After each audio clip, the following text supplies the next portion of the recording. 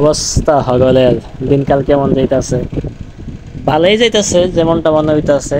তাই যা পরীক্ষার লেগে শুধু প্রস্তুতি একটা কলম।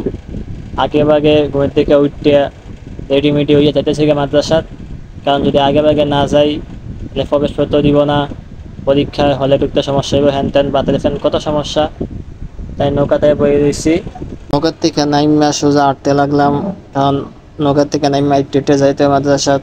পরে 3 ঘন্টা ধরে কেমন তো থেকে 1.5 ঘন্টার ভিতরে যা পারি তা লেখাইয়া পড়ছি।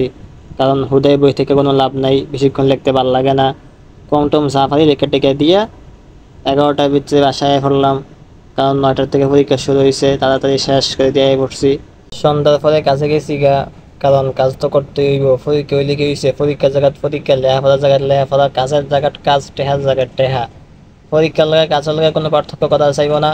কিন্তু খুশির কথা হয়েছে ইদানিং তাড়াতাড়ি কাজ শেষ হয়ে যাইতেছে গা। 11:30 12টার আগেই কাজ শেষ হয়ে যায় গা। তাড়াতাড়ি কাজ শেষ হলাম করলেও ভালো, তাড়াতাড়ি বাসায় মন যায়। রাত 12:30টার ভিতরে বাসায় আইয়া খাইয়া দাইয়া ঘুমাই লইলাম।